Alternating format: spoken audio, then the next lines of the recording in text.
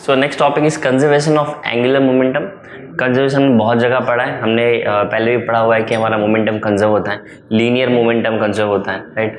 हमने देखा है कि मेरा एनर्जी भी कंजर्व होता है। एनर्जी कंजर्वेशन में क्या होता है, energy can neither be created not be destroyed, यानी जो भी अमाउंट ऑफ एनर्जी है यूनिवर्स में that will always remains constant. Let's say this is the total amount of energy in the universe, right. So अगर ये इतनी energy है universe में तो मैं कहीं से भी नई एनर्जी क्रिएट नहीं कर सकता all of the sudden, neither I can destroy any part of this energy. That means energy का जो भी अमाउंट है उतने का उतना वही रहेगा, चेंज नहीं होगा। इसे हम कहते हैं कंजर्वेशन ऑफ एनर्जी। मोमेंटम के केस पे भी सेम चीज होगा, आपका लीनियर मोमेंटम और angular momentum both will be conserve. That means the total amount of angular momentum won't be changing, it can be transferred from one form to another form, जैसे energy के साधन करते हैं। For example let's say there's a body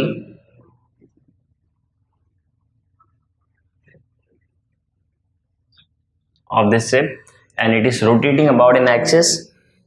Let's say this is the point from where the axis will be emerging, right? So from here it will be not visible and from this point onwards again it will be visible. So it is rotating in this direction, that is anticlockwise. So मेरा body continuously rotate कर रहा है, ठीक है। अब इसका जो भी एंगुलर मोमेंटम होगा, एंगुलर मोमेंटम क्या होता है, मतलब अगर मुझे इसको रोकना है तो मुझे कुछ ना कुछ एफर्ट लगाना पड़ेगा, एक फोर्स लगाना पड़ेगा इसका एंगुलर मोमेंटम कम करने के लिए। जैसे लीनियर मोमेंटम क्या होता है, मेरा मास इंटू वेलोसिटी, राइट, जिसको हम पी से रिप्रेजेंट करते हैं। मान लो मैंने एक ऑब्जेक्ट लिया, इस ऑब्जेक्ट को फेंका, तो इसका किसी बॉडी पर जो इम्पैक्ट होगा वो दो चीज़ों पे डिपेंड करेगा। First of which is the mass of the body and second the velocity with which we have thrown this body, right. जैसे लेट्स से अगर ये मार्कर लेता हूँ मैं, ठीक है, और काफ़ी दूर से इस मार्कर को कुछ पर्टिकुलर वेलोसिटी से लेट्स से इस बोर्ड पे ही थ्रो करता हूँ। सो इसका बोर्ड पर जो इम्पैक्ट होगा, मार्कर हमारा आएगा उड़ते उड़ते उड़ते आके यहाँ पे लगेगा, लगते ही नीचे गिर जाएगा। तो इसका मोमेंटम जो होगा, लीनियर मोमेंटम की बात कर रहे हैं, मास इंटू वेलोसिटी, राइट। तो पहले इसका कुछ तो मोमेंटम था, अब ये इसको हिट जैसे ही करेगा, इसका जो नया मोमेंटम होगा, मास तो चेंज नहीं होगा during this process but velocity change हो जाएगा ना। अब नया वेलोसिटी कितना होगा, जैसे बोर्ड को हिट करेगा वेलोसिटी 0 हो गया, मतलब बाद का मोमेंटम इसका 0 हो गया। दैट मीन्स पहले कुछ तो इसका मोमेंटम था, अब उसका मोमेंटम 0 हो गया। तो कहीं ना कहीं इस पर एक फोर्स एक्ट कर रहा है, ये बोर्ड जिस पे मार्कर मेरा जाके हिट करेगा ये उसको रोकने ट्राई करेगा, जिसकी वजह से इसका मोमेंटम 0 हो गया, राइट। सो मेरा मोमेंटम चेंज कब होता है, जब कोई एक्सटर्नल फोर्स उस पर लगता है। यानी जब तक फोर्स नहीं लगता, क्या मैं उल्टा बोल सकता हूँ, जब तक फोर्स नहीं लगता मेरा मोमेंटम चेंज नहीं होगा, राइट। अगर एक मार्कर जा रहा है उड़ते उड़ते, नॉट दिस मार्कर, कोई भी वर्ड ले लो, अगर वो मूव कर रहा है, जब तक उससे कोई फोर्स नहीं लगेगा उसका वेलोसिटी चेंज नहीं होगा। और इट इज़ वेरी ऑब्वियस कि आपका मास तो चेंज नहीं होगा ड्यूरिंग द प्रोसेस। तो वेलोसिटी के चेंज होने पे मोमेंटम चेंज होता है, और अगर कोई फोर्स नहीं लगेगा तो वेलोसिटी चेंज नहीं होगा और इन रिटर्न आपका मोमेंटम चेंज नहीं होगा। और फोर्स लगने पे क्या होता है, मान लो एक बॉडी है with momentum m and v, अगर आप किसी उस बॉडी पे कुछ वेलोसिटी से मूव कर रहे हैं, कुछ इसका मास है, अगर इस पर एक फोर्स लगता है in any of the direction, same direction और ऑपोजिट डायरेक्शन, अगर यहाँ से फोर्स लगता है या यहाँ से फोर्स लगता है, दोनों ही केस में फोर्स लगने में क्या होगा, force is equal to mass into acceleration. तो आपने जो भी फोर्स इस बॉडी पे अप्लाई किया और उस बॉडी का जो भी मास होगा उसके अकॉर्डिंगली वो बॉडी एक्सेलरेट होगा, एक्सेलरेट या फिर डिसेलरेट होगा, डिपेंडिंग अपॉन आपका फोर्स कौन से साइड से आ रहा है। तो इधर एक्सेलरेशन और deceleration both is what, both is change in velocity, either in positive direction और नेगेटिव डायरेक्शन। तो जब भी आप फोर्स अप्लाई करोगे वेलोसिटी चेंज होगा, वेलोसिटी चेंज होगा मतलब क्या, एक्सेलरेशन होगा, राइट। और अगर वेलोसिटी चेंज हो गया तो कहीं ना कहीं आपके बॉडी का जो मोमेंटम था पहले, अब वो मोमेंटम चेंज हो जाएगा। तो इससे हम कंक्लूड करते हैं फोर्स लगने पे मोमेंटम चेंज होता है। और ये फोर्स कैसा होना चाहिए, अनबैलेंस होना चाहिए। यानी अगर एक बॉडी है जो मूव कर रहा है, आप एक फोर्स यहाँ से लगाते हो, एक फोर्स यहाँ से लगाते हो, और दोनों फोर्स सेम है, दोनों एक दूसरे को कैंसिल कर देंगे, राइट। एक अनबैलेंस फोर्स होना चाहिए। तो इससे मैंने क्या कंक्लूड किया, फोर्स लगने पे मोमेंटम चेंज होता है। इसका उल्टा हम क्या बोल सकते हैं, अगर फोर्स नहीं लग रहा, आई रिपीट, अगर फोर्स नहीं लग रहा तो आपका लीनियर मोमेंटम चेंज नहीं होगा। ये सेम लॉजिक हम यहाँ पर भी अप्लाई कर सकते हैं। यानी अगर मेरा ये बॉडी मूव कर रहा है अब हम बात कर रहे हैं रोटेशनल मोशन की, राइट। तो यहाँ पे फोर्स की जगह क्या लगेगा, यहाँ फोर्स की जगह लगेगा टॉर्क। और जो हम यहाँ पे देख रहे थे लीनियर मोमेंटम में, जहाँ पे हम फोर्स अप्लाई करने पे हमारा लीनियर मोमेंटम चेंज हो रहा था, for this case my angular momentum will be change. So angular momentum is product of I into omega, that is moment of inertia and angular velocity. So torque लगने पे क्या होगा, when torque is applied angular velocity of the body will change. Moment of inertia को फर्क नहीं पड़ेगा, angular velocity को फर्क पड़ेगा, क्योंकि देखो मोमेंट ऑफ इनर्शिया तो मेरा डिपेंड करता है किसके ऊपर, बॉडी के टोटल मास के ऊपर और रेडियस के स्क्वायर के ऊपर। एक्चुअली ये समीशन होता है हर एक पार्टिकल का, बट जब भी आप टॉर्क लगाओगे तो क्या बॉडी के पार्टिकल्स का मास चेंज होगा क्या? बिल्कुल नहीं। क्या पूरी बॉडी का मास चेंज होगा? बिल्कुल नहीं। क्या उनका जो डिस्टेंस है वो एक्सिस से चेंज होगा? Definitely not. एक्सिस से भी उनका डिस्टेंस सेम रहने वाला है। दैट मीन्स ना m चेंज होगा ना r चेंज होगा, तो मेरा मोमेंट ऑफ इनर्शिया तो सेम रहने वाला है। So we can conclude from this, जब भी टॉर्क लगता है आपका एंगुलर वेलोसिटी चेंज होता है, और जब भी एंगुलर वेलोसिटी चेंज होता है आपका एंगुलर मोमेंटम चेंज होता है। So again even in case of angular momentum, जब भी आपका टॉर्क अप्लाई होगा आपका एंगुलर मोमेंटम क्या होगा? चेंज होगा, राइट। एंगुलर मोमेंटम क्यों चेंज होगा? एंगुलर एक्सेलरेशन फील होगा बॉडी को। एंगुलर एक्सेलरेशन क्यों फील होगा?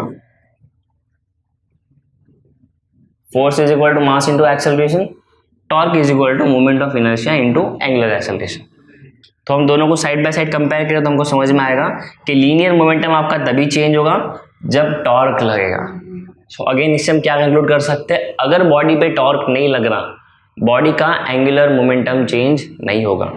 एंगुलर मोमेंटम तभी चेंज होगा जब टॉर्क लगेगा। हम ये प्रूव भी करेंगे मैथमेटिकली, बट ये आपके दिमाग में बैठ जाना बहुत इंपॉर्टेंट है कि जब भी टॉर्क लगेगा तो ही आपका एंगुलर मोमेंटम चेंज होगा। Unless and until and torque is applied on body, the angular momentum of the body won't be changing, and vice versa. If there is no application of torque on a body, angular momentum of the body will be same or angular momentum of the body will be constant. इसको हम कहते हैं conservation of angular momentum. So एक equation के through में explain करने try करते हैं। हम इसको पहले काम करते हैं, डिराइव कर लेते हैं। So I can say that angular momentum is equal to r into linear momentum, right. यहाँ पे L क्या है मेरा? L is my angular momentum and this is my linear momentum. Now all three are vector quantity, that means all three depends on magnitude and direction as well.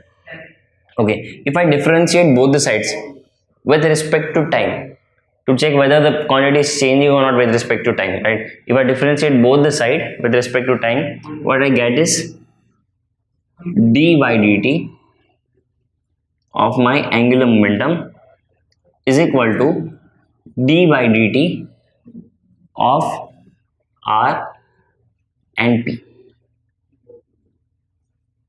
all in vector form. Now as we know, r and linear momentum, none of them is constant, which means जब मैं इस पे इनको derivative करूंगा मुझे इनको पे u into भी अप्लाई करना पड़ेगा, राइट। तो अगर मैं इस पे u इंटू भी अप्लाई करता हूँ तो मुझे किस फॉर्म में मिलेगा? u इंटू भी अप्लाई कर लेने के बाद मुझे मिलेगा d बाई डी टी। यहाँ मुझे मिलेगा एंगुलर मोमेंटम। ये कहीं ना कहीं क्या रिप्रेजेंट करता है? टाइम के साथ एंगुलर मोमेंटम कितना चेंज होगा इज इक्वल टू, अब u इंटू वी से मुझे क्या मिलेगा? पहले मुझे मिलेगा यहाँ पर, मैं यहाँ पर लेता हूँ r को बाहर, into d by D T of linear momentum, right, and plus, अब हम लीनियर मोमेंटम को बाहर लेंगे और अंदर मुझे क्या मिलेगा? हम डिफरेंशिएट करेंगे हमारे दूसरे टर्म को, विच इज रेडियस वेक्टर और r। Okay, so we have two terms over here, इसको मैं डिफरेंशिएट करना है। r वैसे ही रहेगा, p वैसे ही रहेगा, but differentiation of linear momentum with respect to time and r with respect to time, ये दो चीज हमको करनी है। तो ये हम यहाँ पे करते हैं, फिर उसमें उसकी वैल्यूज पुट करेंगे।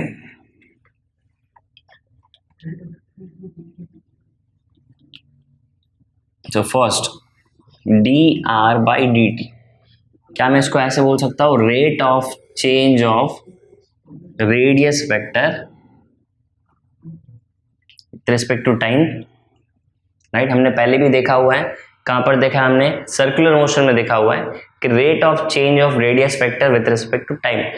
अब रोटेशनल मोशन है तो रोटेशनल मोशन का आपका एक एक पार्टिकल जो होगा वो सर्कुलर मोशन में होगा एक्सिस के आसपास, बराबर ना। अब अगर सेंटर से आप एक रेडियस ड्रॉ करते हो और अगर ये रेडियस आपका रेडियस वेक्टर है, मतलब उसका डायरेक्शन भी कंसीडर कर रहे हो, तो वो रेडियस वेक्टर हो गया। तो जैसे जैसे आपका ये रेडियस वेक्टर चेंज होगा विथ रिस्पेक्ट टू टाइम, और क्या चीज चेंज होगी, हमने सर्कुलर मोशन में देखा हुआ कि आपके रेडियस वेक्टर से परपेंडिकुलर एक और चीज होती है, क्या होती है वो चीज होती है वेलोसिटी। दैट मीन्स अगर आपका रेडियस वेक्टर चेंज हो रहा है with respect to time, let's say my new position for radius vector is this also means that new position of velocity will be this. So we can conclude from this, जब radius vector यहाँ से यहाँ पर आएगा तो velocity भी यहाँ से यहाँ पर मूव करेगी। पता है ना, वेलोसिटी हमेशा टेंजेंशियल होती है सर्कुलर मोशन में बॉडी के पोजीशन से। सो इससे हम ये कंक्लूड कर सकते हैं जब जब रेडियस वेक्टर चेंज होगा तब तब मेरा वेलोसिटी भी चेंज होगा। क्योंकि देखो वेलोसिटी क्या होता है, dx/dt, यानी कि change in displacement with respect time. But ये हम मैग्नीट्यूड की बात कर रहे हैं, यानी जब भी मैग्नीट्यूड चेंज होगा डिस्प्लेसमेंट का तब वेलोसिटी उसको बोल सकते हैं। पर अगर डायरेक्शन भी चेंज होता है तो भी हम बोलेंगे वेलोसिटी चेंज हो रहा है, because velocity itself is a vector quantity. That means अगर दोनों में से कोई भी चीज चेंज होता है, आइदर मैग्नीट्यूड और direction, in changing any of the one of this thing, हम बोलेंगे कि वेलोसिटी मेरा चेंज हो गया। तो जब मैग्नीट्यूड चेंज होगा तब भी हम बोलेंगे उसको वेलोसिटी, पर अगर डायरेक्शन भी चेंज हो रहा है तो भी हम बोलेंगे वेलोसिटी चेंज हो रहा है। इस केस में क्या चेंज हो रहा है, radius vector. So radius vector change हो रहा है तो उसकी वजह से हम क्या बोल सकते हैं, उसको वेलोसिटी। सो इस केस में इसको मैं बोल सकता हूँ velocity, right. So this part will be velocity.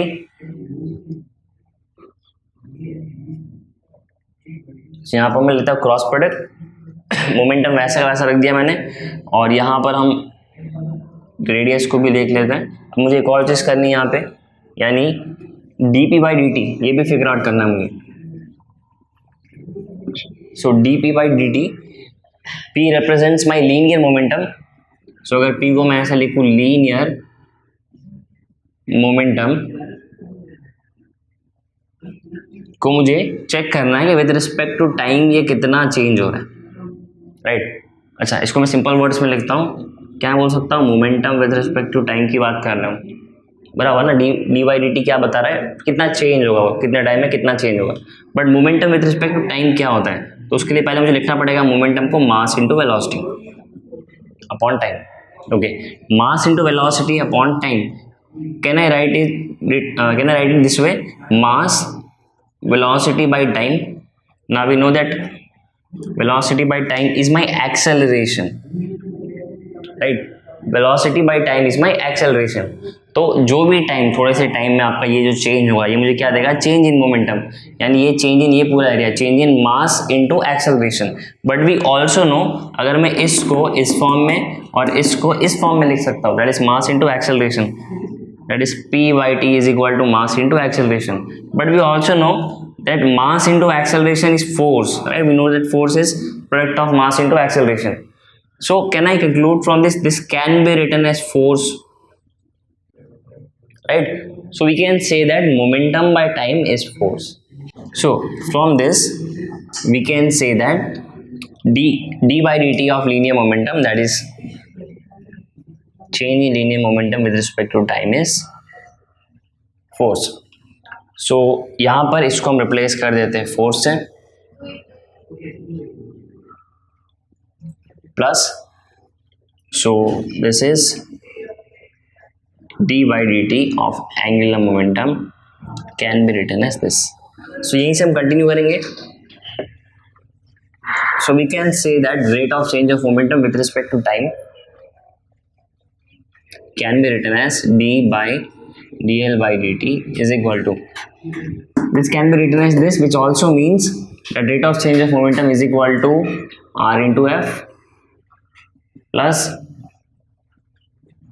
p into v, right? Cross product, दोनों का ना, क्योंकि ये स्टार्टिंग से यहाँ पे क्रॉस प्रोडक्ट में ही रहेगा, यहाँ पर भी क्रॉस प्रोडक्ट रहेगा, यहाँ पे भी क्रॉस प्रोडक्ट रहेगा, ये भी हमारा क्रॉस प्रोडक्ट में रहेगा।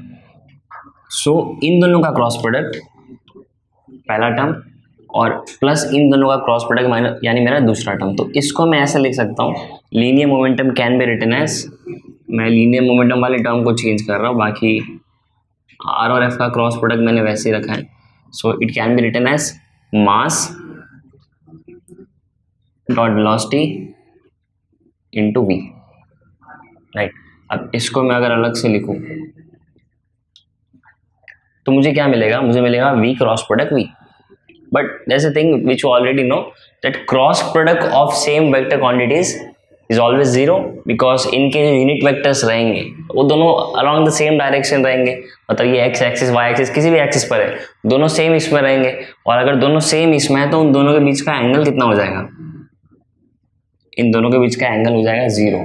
तो इनका हम जब मैग्नीट्यूड देखेंगे, मैग्नीट्यूड क्या होता है मेरा, अगर मान लो a क्रॉस प्रोडक्ट b देख रहा हूँ मैं, तो इसका मैग्नीट्यूड होता है a b sine theta, right. For this case अगर दोनों के यूनिट वेक्टर सेम डायरेक्शन में है, विच मीन्स उन दोनों के बीच का एंगल 0 है, राइट, दोनों पैरेलल है। तो अगर एंगल 0 है दोनों के बीच का, which means a b theta कितना लेना पड़ेगा, मुझे 0 लेना पड़ेगा, तो इसलिए साइन थीटा मेरा 0 होता है, ये पूरा वैल्यू मेरा 0 हो जाएगा।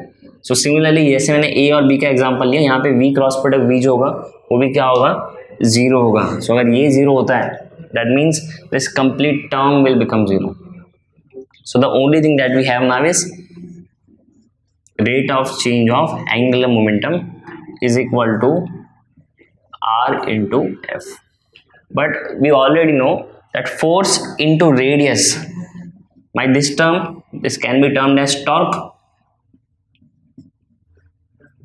That means my rate of change of angular momentum with respect to time depends on torque.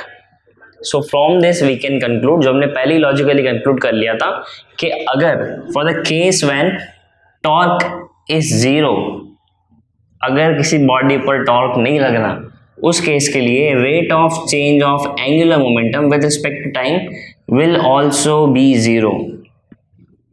And if there is no torque on a body, there is no change in angular momentum, that means angular momentum of the body is conserved. तो इसको हम बोलेंगे angular momentum of the body is constant और angular momentum of the body is conserved. So इसके daily life में बहुत सारे applications मिलेंगे आपको। जब भी कोई बॉडी है जो रोटेट कर रहा है किसी एक्सिस के आसपास और उसमें आप कुछ फॉर्म के चेंजेस करते हो without applying any torque on that, तो हम law of conservation of angular momentum apply कर सकते हैं, यानी कि उसका एंगुलर मोमेंटम जो होगा कॉन्स्टेंट होगा। फॉर एग्जाम्पल कुछ प्रॉब्लम्स भी आएंगे हमको, इसके ऊपर एक सिंपल सा एग्जाम्पल लेते हैं। Let's say there is a dancer जो एक एक्सिस के अलोंग कंटिन्यूसली स्पिन कर रही है, ठीक है, समथिंग लाइक दिस, और ऐसे कुछ तो हाथ रख के I am trying my best to draw, ठीक है। सो ये एक्सिस के आसपास ऐसे घूम रही है।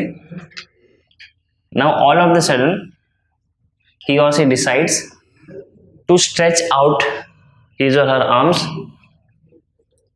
सो उसका बॉडी पोस्चर थोड़ा सा चेंज होगा, यानी उसने अपने आर्म जो है थोड़ा सा स्ट्रेच्ड आउट किए स्पिनिंग के साथ साथ कंटिन्यूसली, राइट। सो इससे फर्क क्या पड़ेगा, अब इस पर कोई अलग से फोर्स तो लगा नहीं है, यानी कि दोनों ही केस में आपका एंगुलर मोमेंटम तो सेम होना चाहिए। बट मेरा एंगुलर मोमेंटम किन चीज़ों पर डिपेंड करता है, एंगुलर मोमेंटम डिपेंड करता है मेरे मोमेंट ऑफ इनर्शिया पे और डिपेंड करता है मेरे एंगुलर वेलोसिटी पे। So can I conclude from this कि अगर एंगुलर मोमेंटम मेरा सेम है, यानी पहले केस में जो एंगुलर मोमेंटम था, दूसरे केस में जो angular momentum, angular momentum for first and second case both are same since there is no torque apply hence conservation of angular momentum, right. तो अगर ये दोनों सेम है, इसका मतलब क्या हुआ, दोनों ही केस में कुछ तो चेंज हुआ रहेगा बट स्टिल एंगुलर मोमेंटम आपका चेंज नहीं हुआ। तो वो क्या होगा, ये हो सकता है इसके मोमेंट ऑफ इनर्शिया और एंगुलर वेलोसिटी, इन दोनों में से कोई तो चीज़ चेंज हुआ रहेगा। यानी अगर मान लो इसने हाथ पहले अंदर थे, हाथ बाहर हो गए, तो हो सकता है इसके मोमेंट ऑफ इनर्शिया में थोड़ा सा फर्क पड़ जाए। क्यों, डिस्ट्रीब्यूशन ऑफ मास चेंज हो गया ना, हमने पहले ही देखा था। अभी देखो इसकी बॉडी के पार्ट्स जो है एक्सिस से काफ़ी पास है, इस केस में बॉडी के पार्ट एक्सिस से थोड़े दूर चले गए, which means it is obvious कि दूसरे केस में इसका मोमेंट ऑफ इनर्शिया पहले वाले से ज़्यादा होगा अगर हम कंपेयर करें तो, राइट। अब अगर मोमेंट ऑफ इनर्शिया, उल्टा लिखा मैंने, सॉरी, मोमेंट ऑफ इनर्शिया दूसरे केस में बड़ा है और पहले केस में छोटा है, तो अगर मोमेंट ऑफ इनर्शिया चेंज हुआ है दोनों ही केस में, तो इन रिटर्न आपका एंगुलर वेलोसिटी भी तो चेंज हुआ रहेगा ना। अगर आपका मोमेंट ऑफ इनर्शिया बढ़ रहा है, लेट्स से इसको मैं ऐसे लिखता हूँ, I1 omega 1 is equal to I2 omega 2, but हमने ऑब्जर्व किया कि दूसरे वाले केस में मोमेंट ऑफ इनर्शिया बड़ा है, बट स्टिल इन दोनों के प्रोडक्ट की जो वैल्यू है वो अभी भी इक्वल है, राइट। पहले वाले में ये कम था, तो इन रिटर्न यहाँ पर ये कम हुआ रहेगा और पहले वाले केस में ये ज़्यादा होगा। इससे क्या समझा कि पहले वाले केस में जब वो हाथ अंदर रखकर स्पिन कर रही थी, फॉर दैट केस इसका एंगुलर वेलोसिटी जो भी था वो कंपैरेटिवली ज़्यादा था, और जब उसने हाथ बाहर निकाले तो उसका एंगुलर वेलोसिटी थोड़ा सा कम हो गया। एंगुलर वेलोसिटी से हमको क्या समझेगा, वो कितना फास्ट स्पिन कर रही है in short, right. Let's say 1 minute में वो 10 बार स्पिन कर रही थी यहाँ पर, तो हाथ बाहर निकालते 1 मिनट में वो कम हो गया, 8 या 7 बार हो गया। तो ये कुछ एप्लीकेशन है, हम इसको यूज़ कर सकते हैं कंजर्वेशन ऑफ एंगुलर मोमेंटम पे।